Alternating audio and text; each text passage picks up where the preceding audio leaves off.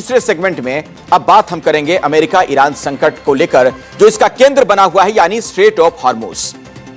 Hormuz सिर्फ एक सकरा समुद्री रास्ता नहीं, बल्कि दुनिया की इकोनॉमी की लाइफलाइन है। लेकिन इसी लाइफलाइन पर कंट्रोल को लेकर अब छिड़ी है जंग। एक तरफ ईरान है जो कहता है कि हॉर्मुज हमारा है, यहां उसकी मर्जी चलेगी। दूसरी तरफ अमेरिका है जो ऐलान करता है कि यह इंटरनेशनल रूट है और इसे कोई रोक नहीं सकता। इस टकराव के बीच समंदर में दोनों देशों की नेवी के जहाज की तैनाती है। हॉर्मुज पर कंट्रोल को लेकर ईरान और अमेरिका अपने अपने दावे कर रहे हैं। ईरान बार बार यह कह रहा है कि हॉर्मुज में बिना उसकी मर्जी के पत्ता भी नहीं हिल सकता। लेकिन इस बीच अमेरिकी राष्ट्रपति डोनाल्ड ट्रंप ने दावा यह किया कि स्ट्रेट ऑफ हॉर्मुज को ईरान ने नहीं बल्कि अमेरिका ने बंद कर रखा है। ईरान के साथ तनावपूर्ण संबंधों के बीच ट्रंप ने स्ट्रेट ऑफ हॉर्मुज को बंद रखने का श्रेय खुद को दिया।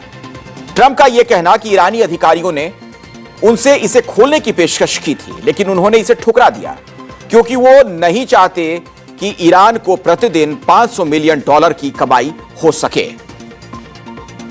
I thought it would take 4 to 6 weeks, and I was right, because at the end of 6 weeks, at the end of 4 weeks, the military was decimated. So are you saying but now what I'm doing, I can't tell you that. I don't want to put that kind of a timetable on it, but it'll go pretty quickly, and we'll have the strait opened up.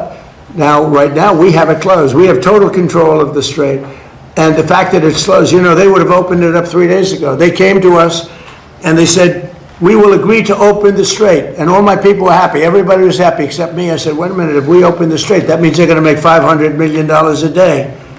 I don't want them to make $500 million a day until they settle this thing.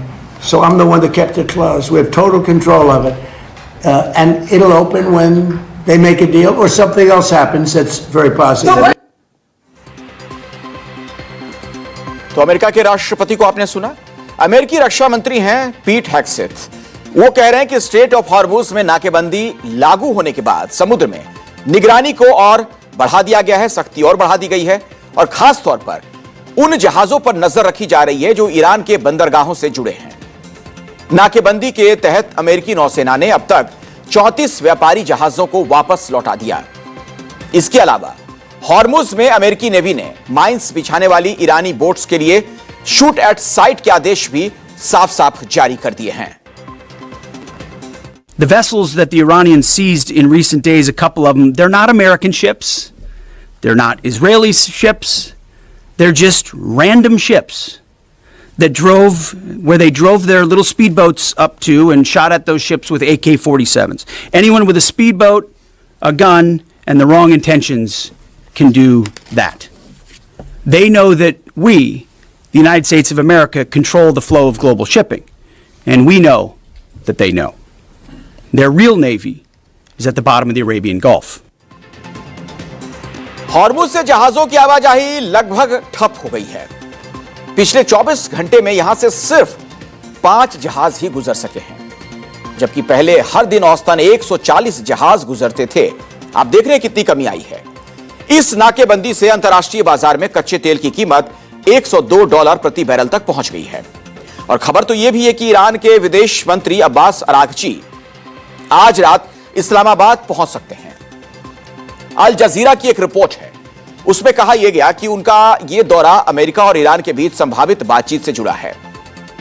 इससे पहले Araghchi और पाकिस्तान के विदेश मंत्री इशाक डार के बीच phone पर बातचीत हो चुकी है और माना यह जा रहा है कि इस बातचीत में संघर्ष विराम पर चर्चा की गई है।